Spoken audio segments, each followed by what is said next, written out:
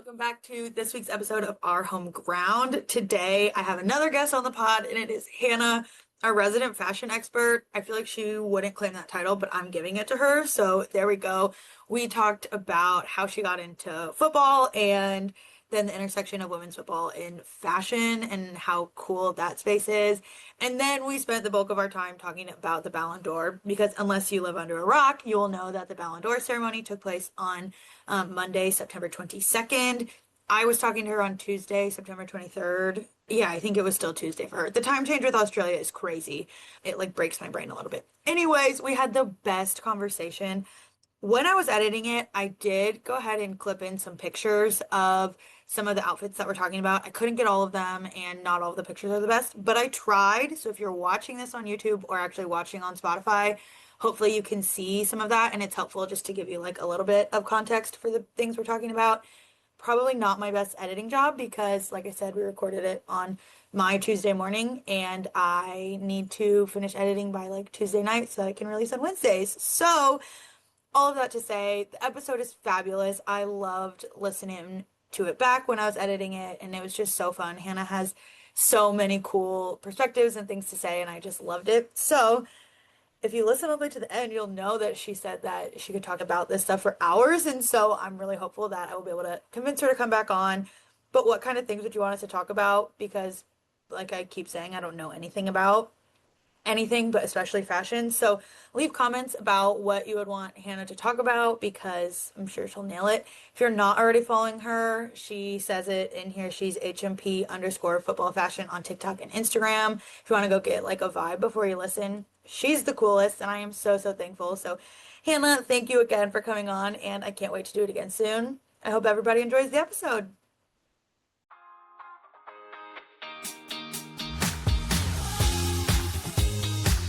Hey, hello everyone. Welcome back to Our Home Ground. Today we have Hannah with us on the pod. You probably know her as HMP Football Fashion on Instagram and or TikTok. And if you don't, then you're in for a treat today because she really covers the intersection of women's sport and fashion. A lot of women's football there, and it's so fun. And I'm so excited to have you on the pod today. Hannah, thank you so much for coming. I'm so excited. Let's get into it. Yeah, let's get into it. We have a lot of things to talk about as the Ballon d'Or was last night. Although the time change is weird, you're in Australia, so it was like this morning for you. But I'm going to put a pin in that for a second, and we're going to talk a little bit about how you got to where you are, and then we'll dive into the real like meat of what we're going to talk about today. So, like, how did you get into women's soccer or football or whatever you decide to call it? I call it both, so go with whatever feels right for you. Yeah, it's super interchangeable over here. I've always been very sports oriented growing up. I didn't really get into football until kind of late teen years. It was like COVID, I guess. Probably the best thing to come out of COVID really was that one of the only things we were allowed to do in lockdown is go and exercise. And I'm really lucky that I have a big football pitch right near my house. So groups of us, not groups, but like one or two people would go down and we just kick around the ball. I think my friend would end up chasing at least half of the passes I gave her, but I just loved kicking and chatting. It was great. And then I was really into other sports in the time, especially touch football. So I was like, I'll keep doing that. And that's just a fun little thing I can do with friends. And then it wasn't until I was 17 that I was like, I'm going to start trying to play soccer, football, and just see how it goes. Like I've never played before except for one season in under 10, so I really did not know what was going on. And then we had the Matildas do quite well at the Tokyo Olympics as well, so everyone was tuning into that. And then of course the big thing was the World Cup, and that's when I really got into women's football. I am half English, so I was always aware of men's football but not really women's. And as once I saw women playing it, it was classic. Like I saw them playing it and I was like, I'm gonna play it too now. And it really just, yeah, it took off from there. I became a little obsessed with getting better and like trying to be the best that I could at the sport. And then I made great friends through my team that I'm still with. So it's been very rewarding. Yeah, for sure. That's so cool. I grew up playing tennis, and so I was not at all involved in soccer. And then I moved to Atlanta where I am now, like just over a year ago, and I joined an adult beginner soccer league, and I have made the best friends, and it's so fun. And I totally agree. I feel like the people who are in it are often like really fun, and it's just a great way to meet friends and stuff like that. So that's really exciting. And then I guess the other sort of side of this is how did you get into fashion of it all? What has that looked like? Has that always been something that you're interested in, or what does that look like for you? Yeah, I've always been very creative. That's something that I love performing arts and things like that growing up. And I guess it took a lot of experimentation. There's some shocking outfits from when I was younger, but I guess you just got away with anything because no one really knew how to dress anyway. But so I've always had that keen interest of seeing things on Pinterest or seeing other people wearing this, and they would be like way older, but I'd be like, I'm going to dress like that at 11 years old. And it just kept growing from there. And then I think as well, when you get older, obviously you discover your identity a bit more. And then the fashion came along with that to figure out my own style, which I'm still figuring out, but it's quite an exciting thing for me. So yeah, and then I knew that I loved both and was extremely passionate about both. And I couldn't really see a big space that combined them. I guess the challenge for me was like, I know that I want to try and work and be a part of both, but I'm just not really sure what that looks like. So that also took a lot of thinking and brainstorming. And then naturally, as you see, like the football fit checks and things start to arise, and then you're like, okay, there's an interest for this. And then just slowly, I knew I wanted to combine the two, especially with women's sport, because I didn't see a lot of that. I think it's so cool because there is this like huge push. I'm in the US, so NWSL tunnel fits and the WNBA tunnel fits are like a huge thing that's all over my social media all the time.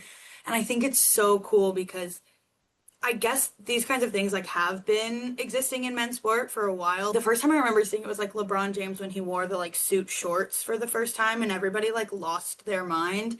And that was like, I don't know, at least 10 years ago probably. So these things have been existing, but the fact that women's sport I feel like is really claiming it and leaning into it right now, I think is so fun and exciting. And it just gives us another way to get invested in the sport, which I think is really fun because a lot of the stuff that you style is with a football shirt or whatever.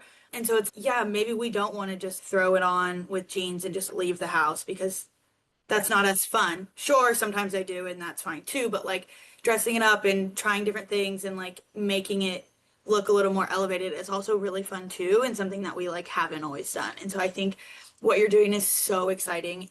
And really, I feel like pushes me. Like when I see some of the things that you're doing, I'm like, whoa, like I would never even think of doing something like that. But it's so cool. And so I think it's really fun because then it makes me want to like when I just put on my like shirt with jeans, I'm like, okay, I should do like at least a little something extra because it's fun and it's exciting. And so yeah, I love all of the things that you're doing. Oh, thank you. I really appreciate that. That's like one of the reasons that I wanted to start sharing that kind of content is because like I knew if I was interested in both there had to be other people even if they didn't really know how to connect the two yet. I wanted to help be that bridge and be like, hey, you can also style like your jersey like this if you want to. It's your choice, but here's just how I like to do it. Yeah, and I just think it's so cool because I don't have that kind of like creative brain in that way. And so to see somebody else do it, then it pushes me to be like, oh, she tried something like this. I don't have exactly that, but I could try this and see if that works. And I think it's really fun. And sometimes it doesn't work at all. And I'm like, okay, that was a good try. And we're just going to Yeah. go with something else. But yeah, I think it's really fun. I found this quote this morning. I found it the other day and I forgot that I found it, but it's from Leah Williamson at the Elle Awards from a couple weeks back, and she was talking about this budding intersection between football and fashion. And so I'm going to read it. It's a little bit long, but I think it's relevant. She said, when we go on the football pitch, we give over everything. It is the most raw, vulnerable version of ourselves.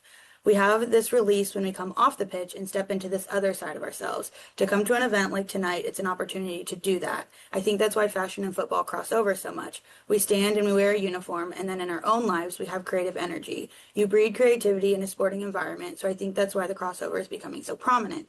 This generation and the generations that come before have worked really hard to give us this space. Now it's there to enjoy. That wasn't the case for us when we were younger, and now it is.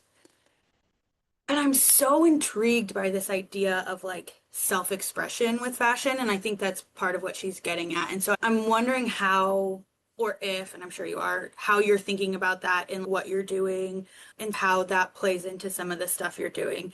I was going to talk to you later about the videos that you make, but I think it makes more sense now, and then we'll get to the Ballon d'Or after. Sorry, I keep pushing it off. That's the It's really okay. exciting part, one of the really exciting parts.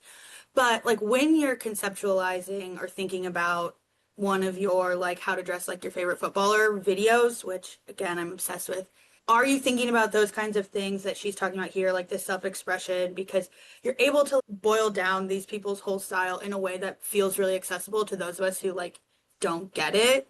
And so I would love if you could talk a little bit about that. Yeah, for sure. Thank you, first of all. Love that quote. I think like the process I follow is a bit chaotic in a sense that like I live by my notes app on my Mm, phone. I have a shortcut straight to it. And when I'm planning out, obviously I take people's suggestions of maybe footballers' styles they want to see, then obviously I put in my own input as well. But it's just like going through, suss out the vibe that you mm, get. And I guess, I don't know, a lot of them have like really solid Instagram feed aesthetics and whatever, so you can catch on mm, to that a bit quickly. And then I'm just pulling outfits that I love and thinking, okay, what's in common about them? Are there certain clothing pieces that are in common? Are there certain like colors that are in common or like a sort of aesthetic or a vibe about it? That's the first thing. And then I'm like, okay, how do I really break that down even further, as you said, so that it is accessible to anyone, whether they are really into fashion or just have a really basic understanding of clothes. But yeah, I'll have a full like essay, basically notes page, just like of every little dot point. And then I'll usually end up having to cut things down in the final edit because I just talk for too long. mm. Yeah, I totally understand that. And I think it's just so interesting to me because I'll put on an outfit and I'll be like, oh, this is like a Lena Oberdorf vibe. But then I'm like, I don't actually know if not. Like maybe she wore one outfit like this once and I'm wearing Yeah. something that's like relatively similar. And so yeah, that's fine. But the way that you're able to look across the multiple outfits that they're wearing and pick out like, oh, she wears a lot of stripes. I'm like, wow, you're so right. She does wear a lot of stripes. And I would have never even clocked that or whatever. And so I just think it's so fascinating and fun. I don't know. All right. Are you ready to talk Ballon d'Or? I'm so Yes. ready. I've been waiting for this since 4 a.m. I do want to start and just talk about the people who won the awards. Yeah. And the big one is that Aitana Bonmati won the Women's Ballon d'Or for the third year in a row. And it, I don't think was accepted very well on the internet. And I have beef with that because I think the Ballon d'Or has always been a little bit coming from the US perspective, and I think maybe an Australian perspective, you might have a similar kind of, there is a very Eurocentric attitude surrounding which it's a French award, so I don't know that we need to necessarily fault them for that. But I think it, to me, it wasn't surprising that Aitana won it. She was the Euros player of the tournament. She's fantastic. And for anybody to try to deny that she is one of the best players of all time, I think would be ridiculous. Was she the best player this season? I think is an open question. I don't know. What thoughts do you have about it? I agree in terms of, I definitely think it's an open question in a sense that the thing about football, not to state the obvious, but it's super subjective sport. There's no key, this was your race time, or this is how, there's no key measurable stats really, unless you're just going off goals and assists, which we all know that is just isn't always Mhm. reflective of the player. I don't think it's a case of I don't think Aitana deserved it because I think everything she gets and does, she does deserve because she's just a different breed of player. I think it's more could another player like Mariona or Russo have won it? Yeah.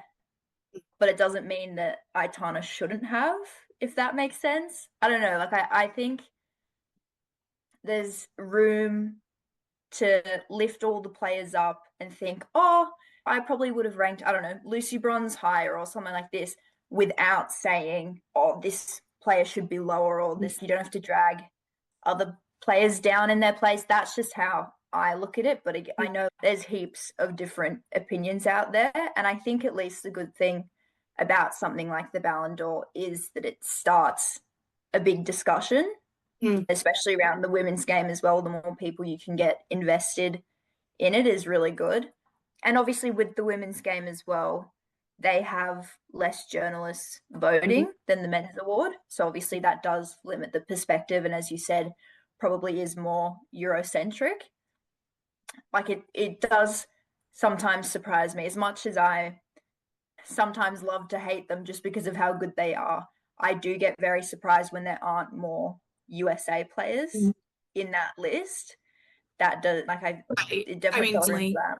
I certainly take offense to that. But I think in a year like this, when like the US didn't have a major tournament, it makes a lot of sense for there to be less players. But Yeah, like last year after the US won the Olympics and then Naomi yeah, Girma's not nominated, it's okay.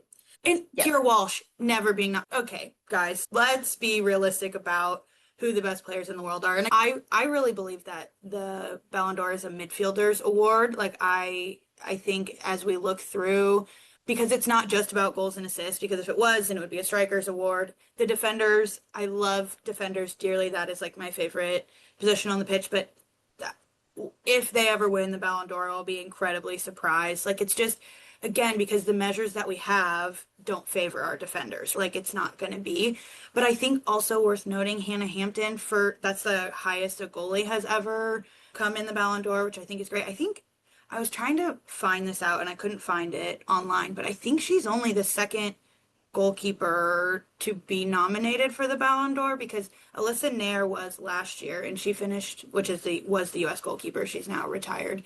She finished 17th, and I couldn't find any other goalkeeper who had been nominated, but that feels surprising to me if that is the case. I don't I know. Do you believe know? Mary Earps. I think Mary Earps Oh, made pro top 10. did she? Another year. That would Yeah, make sense. I think she came fifth or sixth, but still, Oh, it's incredible that like someone like Hannah Hampton, who is a goalkeeper, is able to get right. into that top 10. And Oh, I I agree. I love think, that about Mary Earps. I didn't know yeah, that, but I love that. I think you're right in a sense that like even the defenders that we do often see in that list are attacking minded defenders. Like it is very favored towards attacking players, which is just, again, it's one of those things where like you don't have heaps of stats to go off. So you Right. start looking at goals and you start looking at assists and you start looking at how many touches they can get on the ball in the Mhm. midfield. So it is tailored to a certain player like a Messi or an Aitana. Right. Yeah, I think so too. And again, like any argument that Aitana is not one of the best in the world, I think is just if we're going to be annoyed about the way the journalists vote and then you're going to go on the internet and say that Aitana is not one of the best in the world, like you can, you can't have both because it's either we're watching the game or we're not kind of thing. And Yeah. so I feel like any of the top 10 really that I saw when I realized like yesterday after they announced whatever 30 through 11 it's like I had no idea who it was going to be. I thought it would be Mariona, but I really would have been happy with most of them winning. Like I think there was an argument to be made for any of them, and I think that's really exciting that we're at a point in the women's game where it's so competitive. There's not like one player who it's like so obvious, oh, she's obviously going to win this. I think it's good for the sport and good for the game, and it's makes it more interesting and more fun to watch when there is this like really strong competition. I don't know. Also, I want to bring up the moment. I don't know if you so I didn't see this till this morning. I didn't see it yesterday, but when Vicky Lopez won the Young Player of the Year award, Serena Wiegmann was still like taking pictures after Oh yeah. winning Coach of the Year, and she like hugged Vicky Lopez and she was like, "You look gorgeous." And Vicky got like bashful about it. She was like, "Oh, thanks so much." Like I thought that moment was really cute and special because it's so easy to like pit all these people against each other, like the England manager and then the Spain player and their rivals and all of it. But like at the end of the day, there are still so many women supporting women out here, and I think it's really fun and exciting. Yeah, they're all just girls at the end of the day. Yes, they are Like literally every just time, girls. yeah, like every time even I noticed every time a player or any of the women would go on stage to receive an award, the presenters would be like, "Oh, you look gorgeous." And then I think there's a big difference between focusing on their appearances and basing their value off their appearances. And then also just being like, girl, you look good. This is Right. an exciting event. It's a big event, especially for someone like Vicky. That was a huge event. It's just about uplifting each other in that moment. And I think, yeah, it's like a super special connection that you share as women. Like I know men do it as well, but especially I feel like there's a bit of a female side to it, which as well as why connecting with the sports and fashion audience was really important for me, because in like team environments you always have people having your back, and then in good fashion communities everyone's hyping each other up, so it's the crossover was already there for female culture. So it's really Wow. special to see. Yeah, that's so cool and that's so interesting. So I think you're absolutely right, and I would have never identified that. So I think that's cool. Okay, let's talk about looks. What stuck with you? Who do you want to talk about? I'm not going to ask you to say who your favorite was because I feel like that's an unfair question. But let's just get into it. You lead the conversation, and I'm going to be here just so excited. I have in my head the team pictures. Okay, So yeah. okay, so starting with Arsenal, I Emily Fox was so iconic. The way you just pan across and you just see the crimson sparkle was just like someone from Arsenal had to be in red. So Right. it made sense. And I love that it was her. Like, I saw so many funny tweets about it. Probably the funniest one that I saw, and I wish that I knew who it was because they were like, when my phone battery's on 18% because it was like all black and then one red like at the end, which was funny. But she looked so good. Whoever her stylist is, I think I would say needs a raise, but I feel like the women don't make enough money to give anybody a raise. But she deserves a raise, especially after, and I know we're talking about the Ballon d'Or, but the PFA awards, the dress that she wore to that too, and then to come to the Ballon d'Or in the dress that she was wearing, I thought she looked so good. I love that she went in red because clearly everyone else was wearing black, and the fact that she was still like, yeah, no, I'm gonna wear this red dress. Of course, there's a stylist involved, I'm sure, but the fact that she felt confident enough to be like, yeah, let's do it. And I can imagine all of her teammates again hyping her up and being like, no, it's so great on you. You have to wear it, that kind of situation. And the hair was perfect. It was like structured enough, but then like soft too. Like it was both. I don't know. I just loved it. She's my Yeah, it hero. was I love her so much. one thing, like one major thing that I noticed, probably started to notice last year and then really noticed this year was the team behind the Mm, team. Like you can tell that they've got the makeup artists and the hairstylists and the mhm. fashion stylists investing into the event. Obviously, they've always looked presentable, but it was I feel like they just were on another level this year. And I So it think was, you're and seeing kind of it the coordination too. you're seeing it for more of them, right? If you Yeah, look back, you can feel like, okay, yeah, Megan Rapinoe for sure had his hair and makeup artist when she was like the winners, you can tell. But then as you went yeah, down, the people who were like lower on the list, it was not as obvious whether or not they had like somebody helping them or not.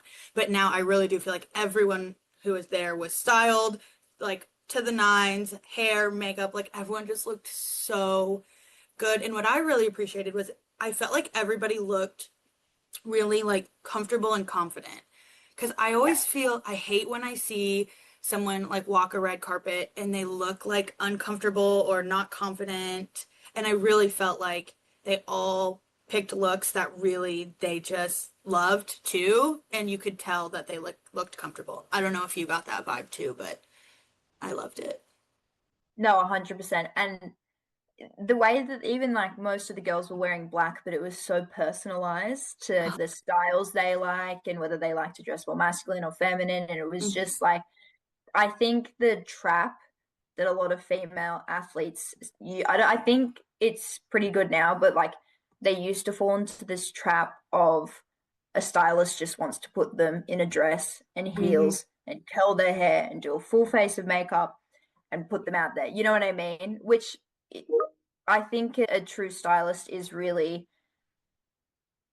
tailoring the look to the athlete. It's not necessarily what you want to dress them in or what celebrities are wearing. You have to listen to what the athlete wants, and it has to be a full guided process too, because I'm sure there's so many athletes out there, especially at the start, that don't know what their style is or they've never really had to think about getting ready for a red carpet before. So I think now we're really seeing the stylists understanding the different needs of different athletes a lot better. There's throwback photos of Sam Kerr in a dress, whereas now seeing her, you just know that wouldn't Right. probably, you never know, but probably wasn't her choice. Right. And I just can't wait till Sam Kerr is all the way back into a point where we get to see her in red carpet looks again because she's so phenomenal on a red carpet. But yeah, no, I think that's exactly true. And I think that there are two people who come to mind when you say that. I think Alessia Russo and Steph Catley both looked like they really looked like themselves, but in this sort of like elevated, elegant way, which I think is like the coolest part. I felt the same way about Mariana Caldente with the really soft makeup. Like putting her in like a full glam would not be, it wouldn't feel like her. If that's what she wants to do and she wants to experiment with it and play with it, great. That just from the personality that she seems to share on like social media and stuff, that doesn't feel like it would fit her. But I do think you're right that 5, 6 years ago, they probably would have tried to do that and just been like, here's your dress and heels, and we got the whole makeup squad, and we're just gonna do it kind of thing. And so I think it's cool to see. But Steph Catley with the boat neck and the open back looked so good. Yeah. Alessia, I feel like people didn't like Alessia's dress, and I loved it. I thought she looked so good. I thought the bow was fun and like dramatic, of course, but like the rest of the Yeah. dress felt like, I don't know that conservative's the right word, but like it was pretty, I don't know, subdue. And then with the big bow, like I felt like it really worked for her. And with her hair looked so good. I don't know. Oh, her hair was gorge. I It loved looked the little so side and good. the earring. No, I Mhm. agree. Liked the drama at the bottom, and then it's very sophisticated, quite sleek looking at the Mhm. top with the turtleneck. But yeah, even like the Chloe Kelly in a figure hugging set just felt right. Leah with the lace underneath, and then the suit was, I feel like it was kind of Harry Styles ish, but just in all the best ways. And yeah, Yeah, they and all like just look so good. yeah, it felt like vintage Leah. Like I feel like she used to wear a lot more of the like sheer shirts with suit pants or something like that. And then for a while she had gone like differently whether she was wearing like no shirt under or whatever. And then she was back with a lace, a sheer lace. I thought she looked so good. And I feel like Steph Catley gets so underrated just like constantly. And so the fact that she was nominated, I think is phenomenal. Two center backs got nominated to your earlier point of it's usually the attacking minded players who get nominated. So the fact that it was Leah and Steph feels very special to me. And then she just looked so good. And I feel Yeah. like she has had a real glow up of late. And again, just looks like so confident in who she is. And I think that is always what makes people the most like attractive is when you can really tell that they're just like comfortable in who they are and just owning it. And I love that for her right now.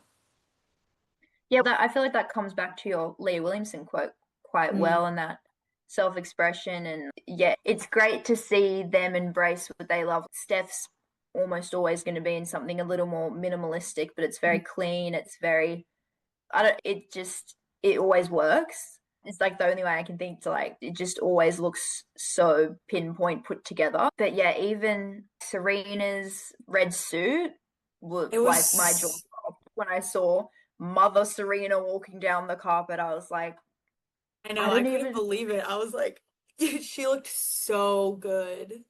And we haven't talked about Renee yet, and I feel like we need to because there yeah, was yeah. so many jokes on the internet about the fact that she was still gonna rock up in her tracksuit, which obviously we knew she wasn't, but I felt like that top was so interesting and Yes. I loved it.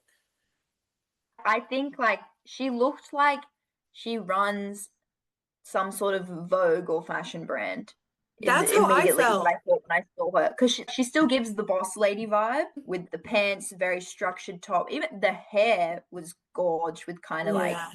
almost a little slick at the front, but then letting her hair out loose. And it was just like she just looked amazing. And as you said, like I knew she wasn't going to rock up in a tracksuit, but I just wasn't expecting that level of No, trendiness, I guess. I It was think I very really good. thought she was going to be wearing like just like more, a sophisticated suit, but just a little more subtle. And then she didn't. She showed up in that, and I thought she looked so good. Yeah. She definitely pushed Um, the boundaries more than mhm. I expected, and I'm very glad that exceeded my expectations. Yeah, me too, for sure. Okay, shall we go to the next team? Where do you want to go next? I feel like we have to talk about Barcelona. We do. I want to talk about Chelsea too, but we can go either way Okay, first. Let's go let Barcelona. okay. I'll start with there were a few twins, Uh-huh. like Claudia Pina and Katakoi were almost wearing the same but like same silhouette. And Mm-hmm. then Vicky and Patrick like very much complemented each other. And even Graham Hansen and Ava Payor had very similar cut dresses as well. And then you had Alexia and Aitana just in these most like out they all looked gorge, but the most outstanding, those two for me were definitely the top two.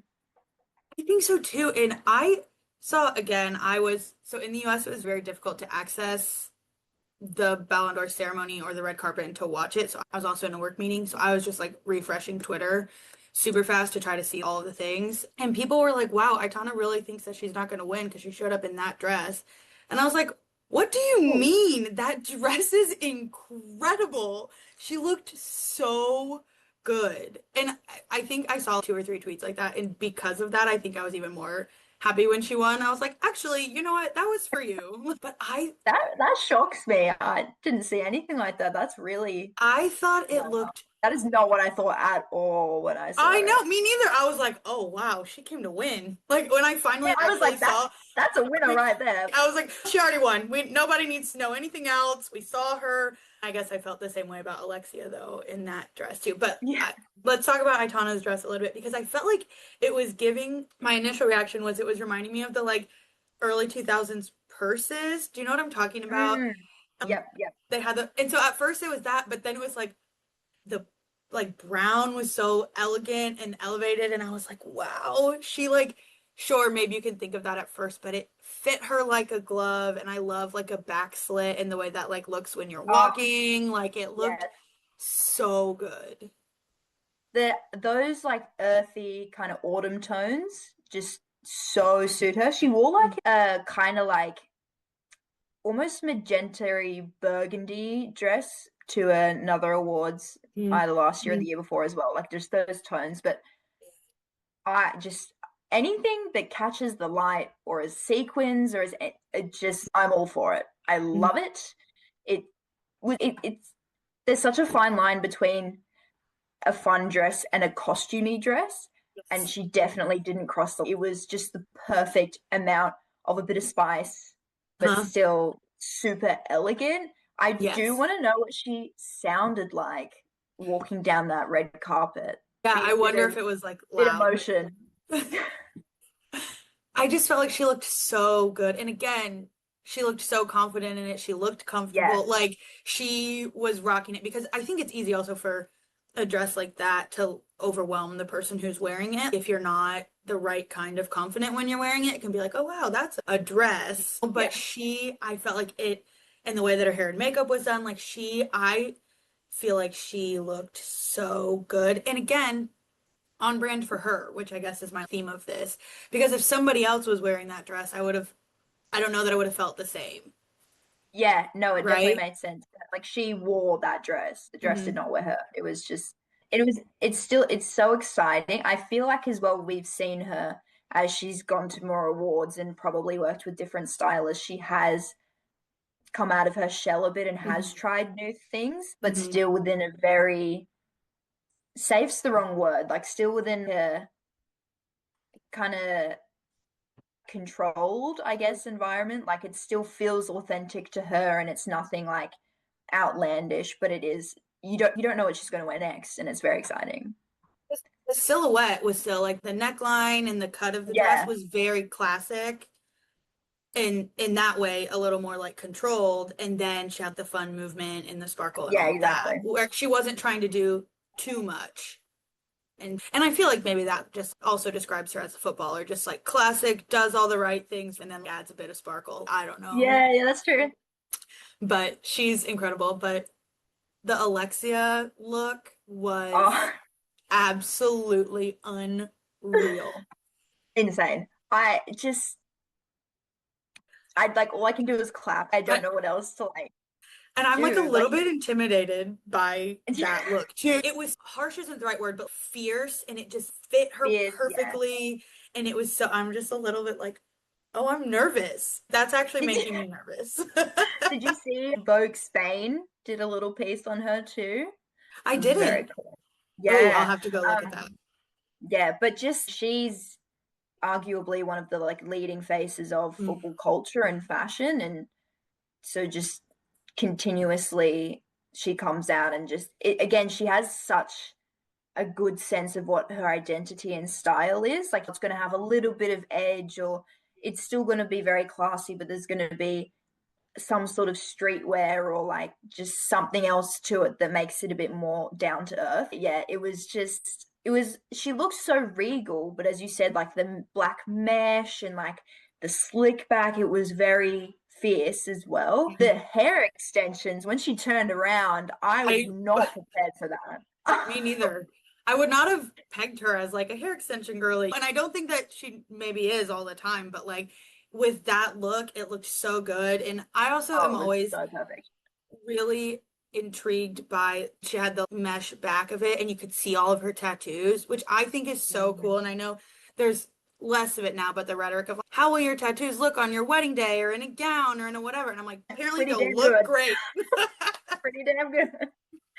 So she is like tattoo inspo. I'm going and getting my whole back Right. tatted now. Actually, can I just have this? Just show them her back. Yes, Just copy just copy paste. this exactly, please.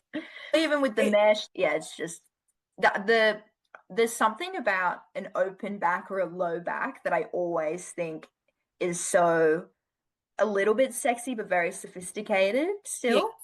And it's just like the perfect balance for me. I love it. Yeah, I feel like it's a little bit of a tease because it was pretty like conservative from the front, perfectly tailored to her, fit her so well. And then you turn around and there's like the spice with the extensions. Like Yeah. it And the was so good. diamond, again, anything that sparkles my eye is I need that. But it was like, again, not too much. It was like the perfect amount Yeah, where it the like drew perfect your eye, balance. but it wasn't like, oh wow, there's that. And I think she's another one, as we were talking about with Aitana, where you can see her like evolution with her Yeah. style from like the first Ballon d'Or that she won. Because was it her first one or her second one where she was wearing the white dress? Do you remember? Oh, yeah. I I want to just say didn't feel like first. she looked like she didn't look comfortable and confident in it. And so for me, that's always like a not my favorite look. Gorgeous dress, gorgeous woman, but just maybe I just feel like you could tell she had less of a say then versus what Yeah, there she wasn't as showed much up in. cohesion. Yeah, yeah, for I don't sure. know. No, it was even the fact that Barcelona had the airport arrival fits as well before. The Like that was outfit the she was first wearing. thing I saw. She was wearing like the tabby shoes with the Mhm. toe. I was just, it was like worlds colliding because that's just so like fashion. Like Uh-huh. you've got to be a bit deeper into fashion to get that look, I feel. And Mhm. yeah, again, it had that bit of edge to it, but it was still at the end of the day like very structured and tailored. But it was just a perfect balance. And just to have the aura to like for that to be your travel outfit. Yeah, yeah. Wow. Okay. And I Again, mean, only she could do that.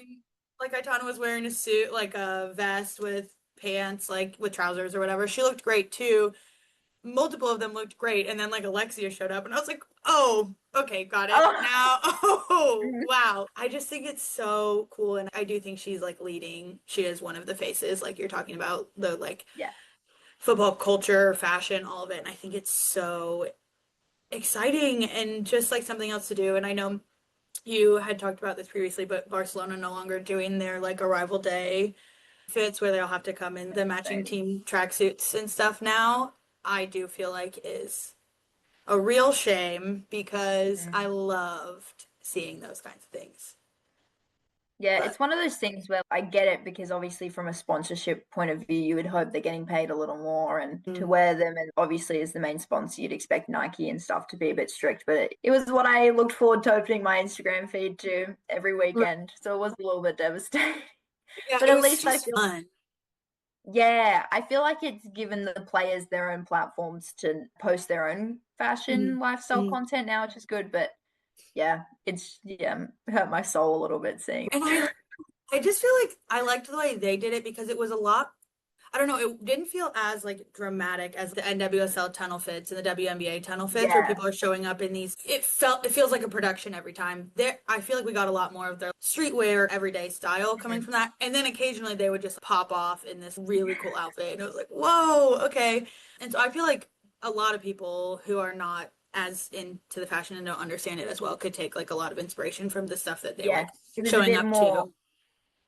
yeah, it was more a bit more relatable and touchable. Whereas I think some of the NWSL girls are like unreal. But Hmm. if you weren't really into fashion, it could feel a little bit out of reach for you. So Hmm. it's definitely they did have that great balance of that. And just the fact they were just strolling through on the way to the changing room was very Right. laid back, but still fits were thrown. Absolutely. And I think it's so cool to see, I guess back to the Leah quote of what people, how they express themselves on just a normal day for them too, I think is also really fun Yeah. because I do feel like when you're going to an awards show, you are pushing your boundaries a little bit because you want to meet the moment or whatever, whereas just this sort of everyday. But like you're saying, I do feel like players are posting more like lifestyle outfit photos than they were previously. And so we can still find it and they can still share what they want to from there. All right, should we talk about Chelsea? Yes. They looked I like a girl group. The outfit coordination, the colors, it was just so Mhm. satisfying to see them all together. Yes, I completely agree. They looked so good.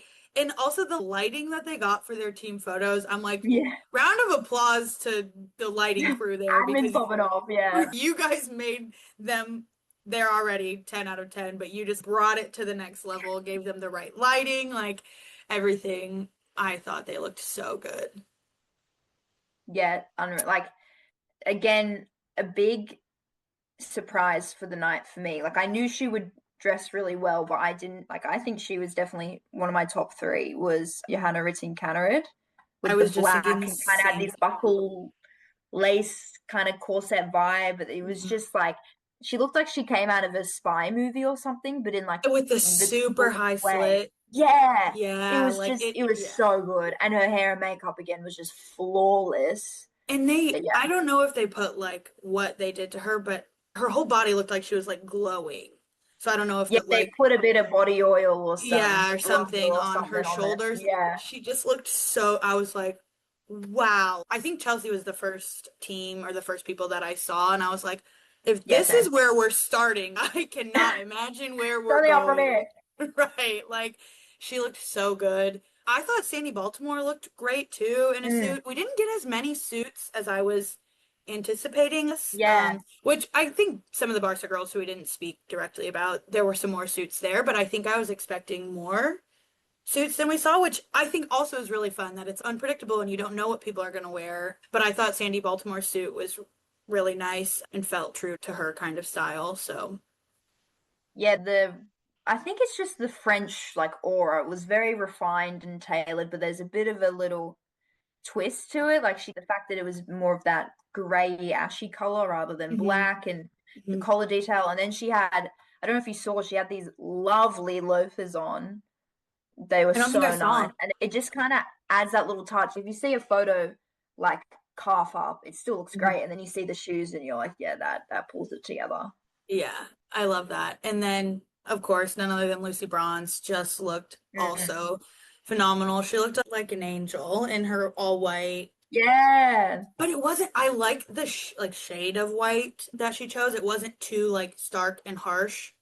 And I think back to the Alexia white dress that I talked about earlier, I think that was more my issue with it was that it was like a pure white, and so it just felt a bit like harsh. I don't know. Whereas Lucy was more of like a soft white, and I Mm. really liked that silhouette on her. I just thought she looked great.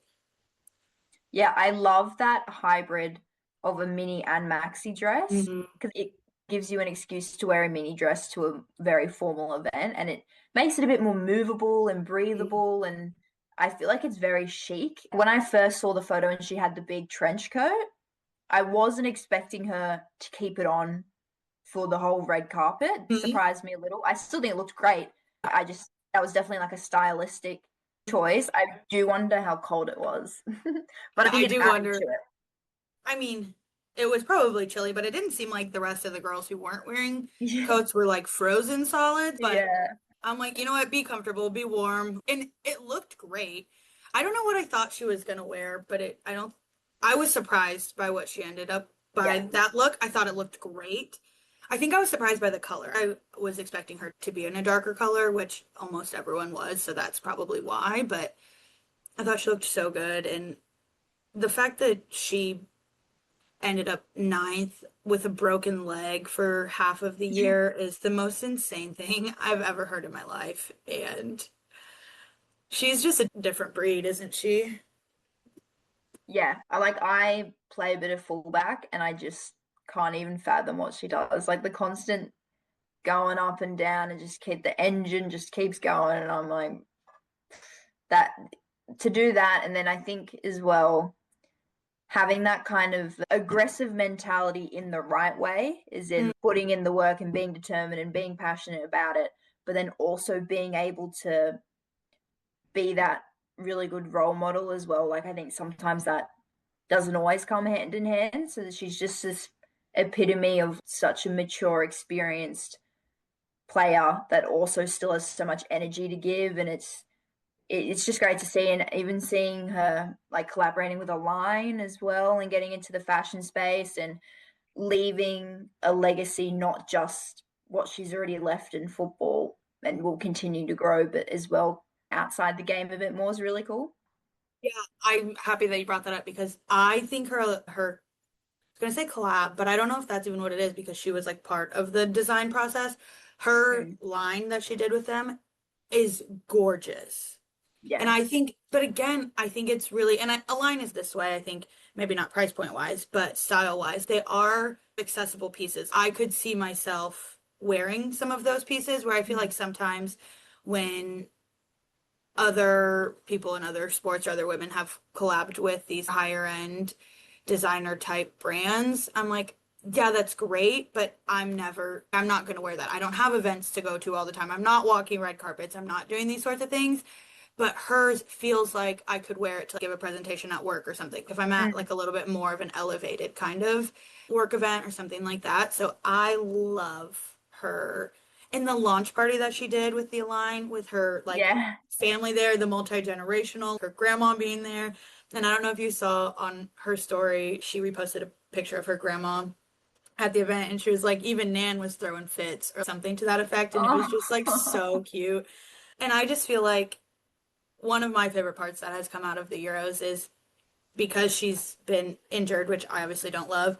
She's been doing a lot of media post Euros in a way that I feel like normally she wouldn't have the availability to do so because she's training all the time normally. So we've gotten so many interviews with her, and I feel like we've gotten to see more of that like leadership side of her that I feel like we didn't always get to see.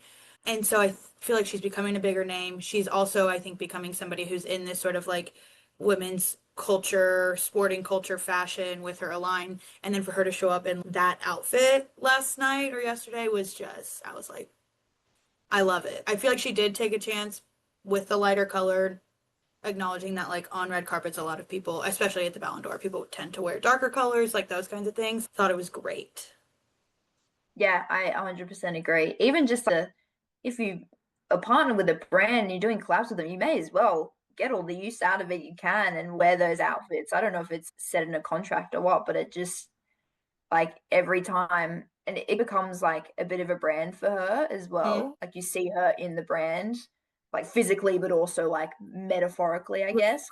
I agree as well. I think wearing a very stark white outfit under stage lights, camera flashes, like it can get well, the outfit doesn't get lost, you get lost in the outfit.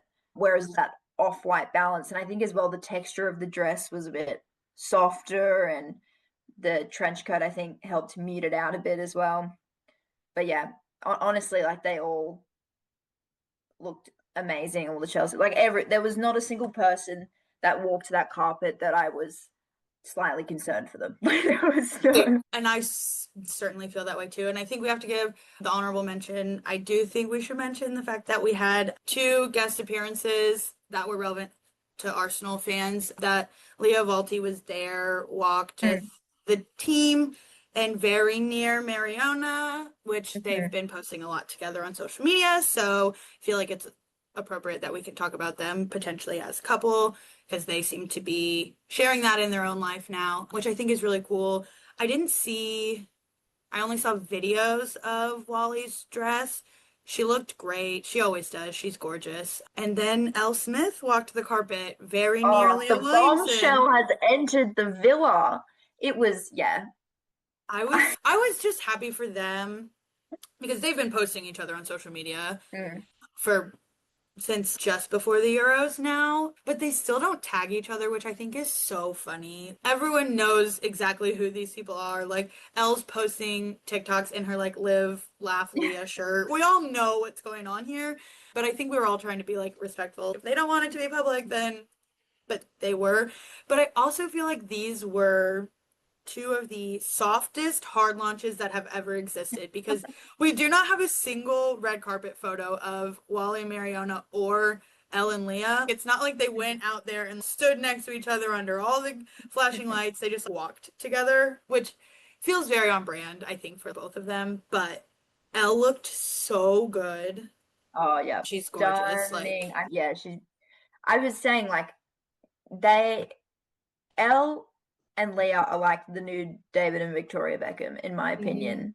You've got Leah just gives such David Beckham, like she's in tune with the culture and the fashion, and she's got this swagger about her. And then Elle's a superstar, Right. literally just a model. Like she's got just like a fierce personality, like she's gonna hold her own. And I think seeing them together as well was just so good for queer representation at an event like that, particularly like in men's football.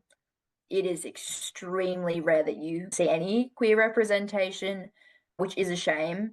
And so then for someone like Leah, who's such a pioneer in the women's game, to be like, hey, we can do this, we can show up at events together and be there. It was just so empowering to see that. I was so excited when I saw them come out of the limousine.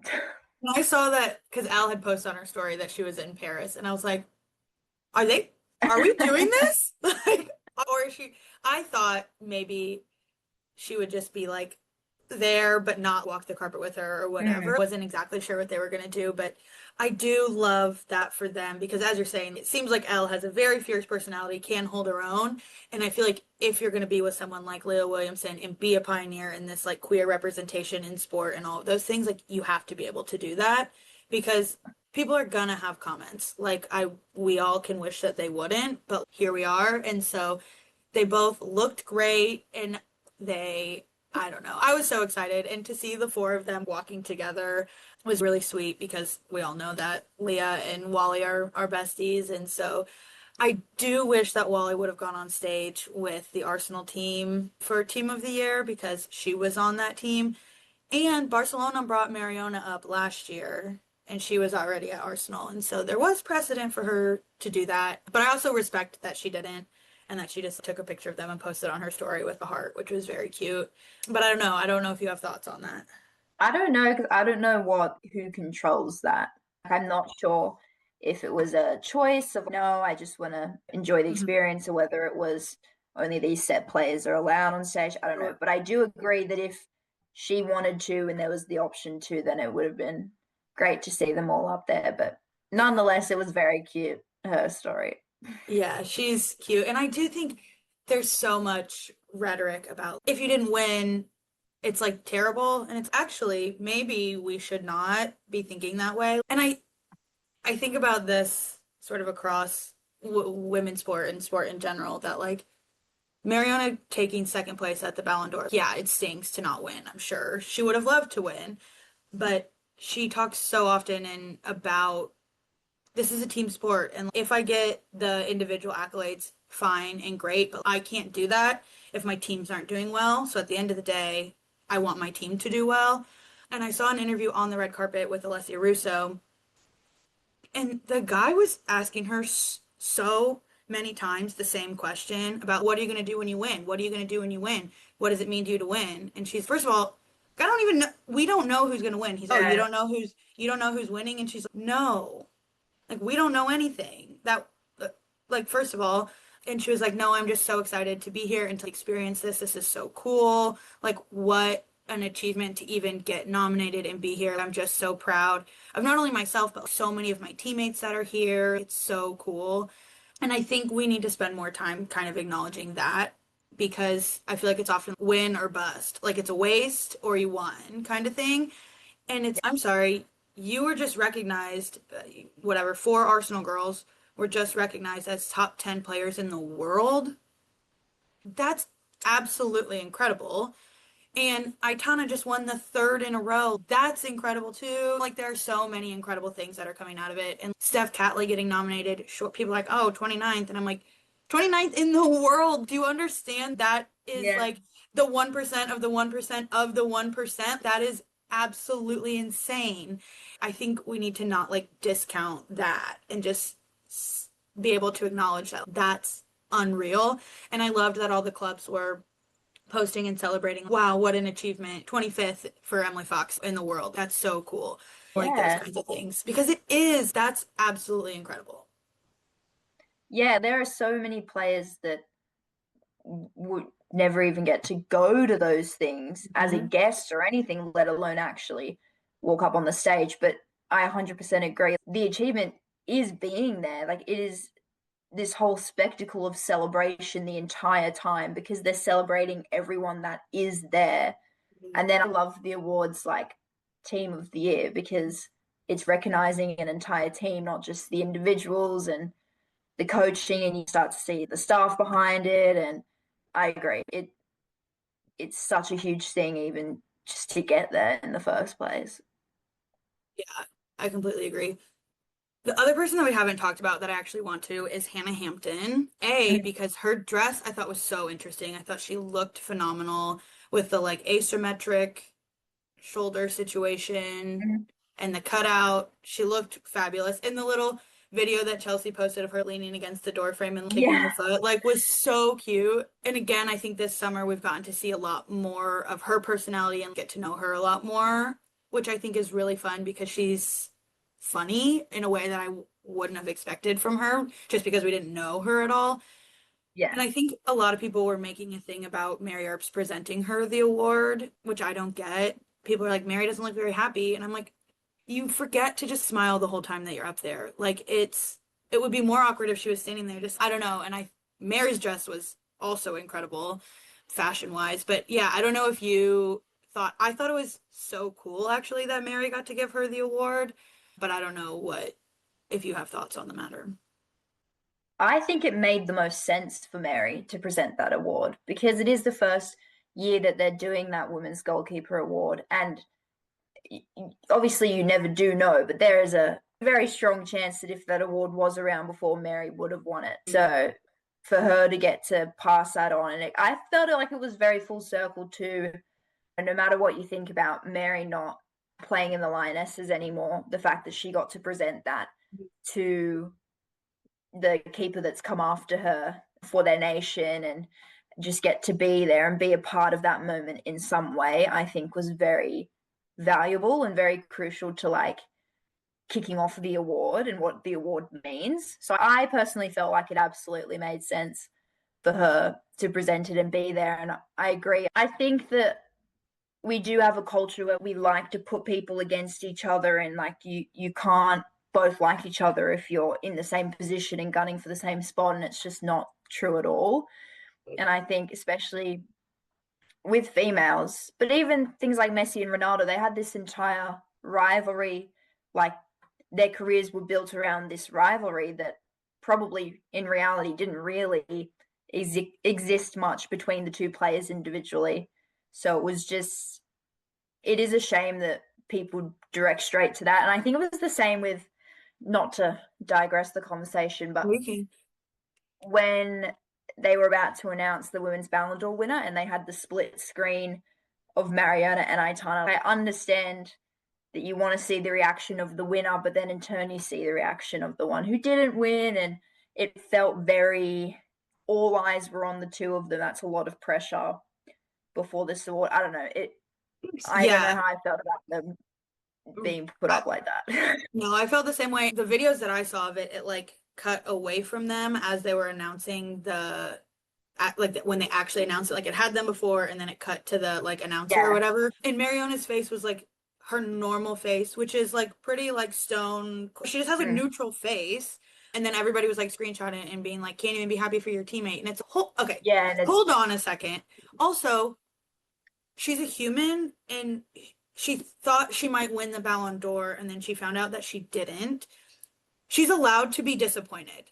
And I feel that yeah, way about all awards, like even if we're talking about like Emmys, Grammys, those kinds of things. Like these are really big achievements in someone's career, and you get to be a little upset for a minute when you don't win. That doesn't mean that you're not happy for the other person. Nobody was mad at Spain for being sad on the pitch after they lost the Euros mm, final yeah, because it's we understand that you just lost the Euros final, but nobody's saying that Spain's not happy for England. And I don't understand why that is different for this situation. Like Mariona can also still be very happy for Aitana and for the 35 seconds after it happened be sad for herself.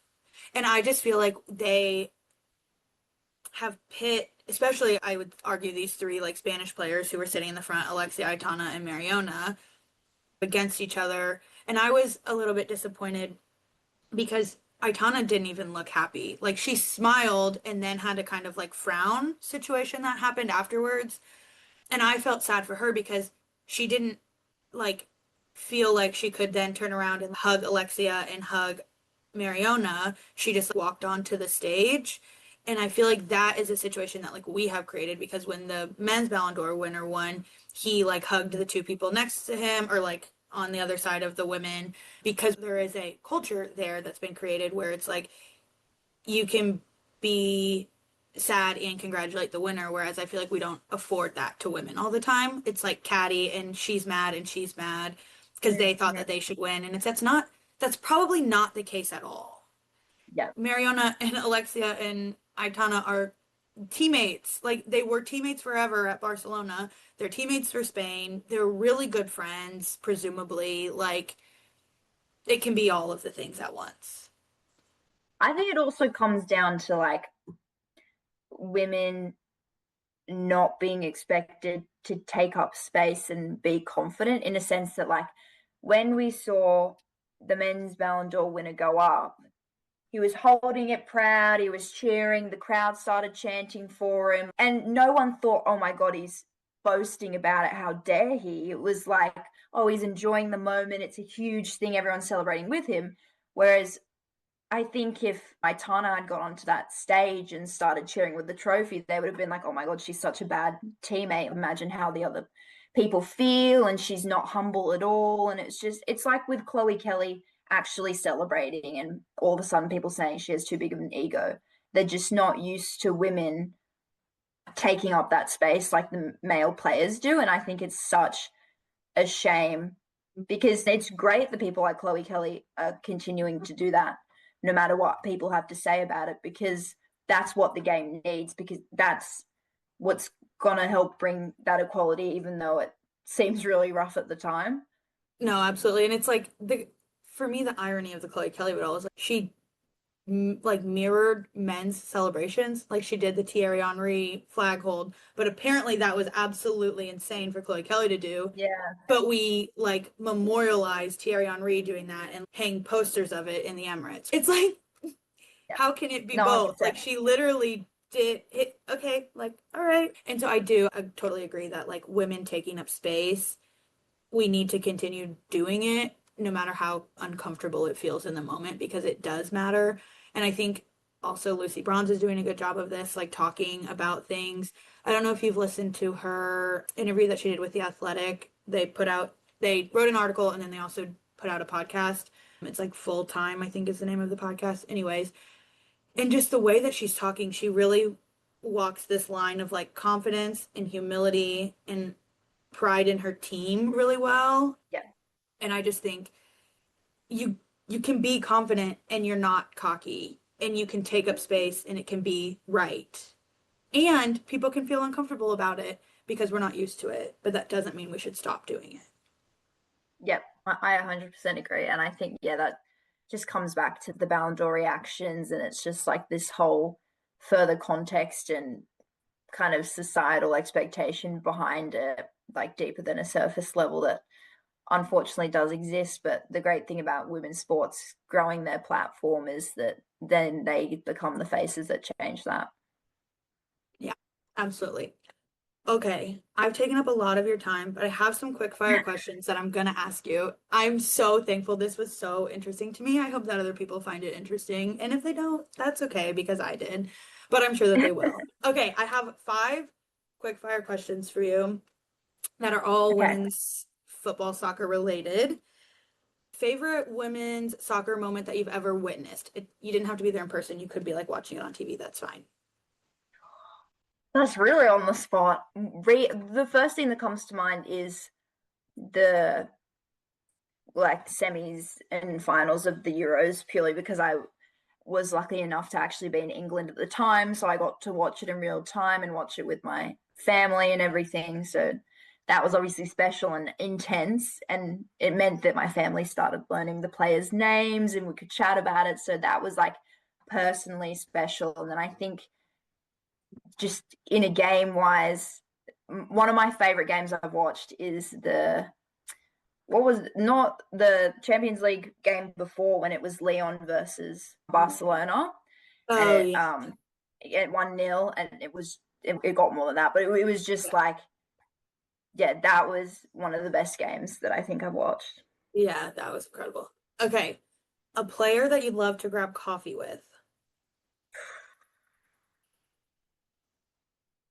I think I have a bit of a barrier because a lot of my favorite players are Spanish, but I do think Assume that you can speak the language and have a great coffee chat. Who? probably Mafi Leon, just Oh, because she was the first player that I really started watching, which is ironic because I'm not a centre back.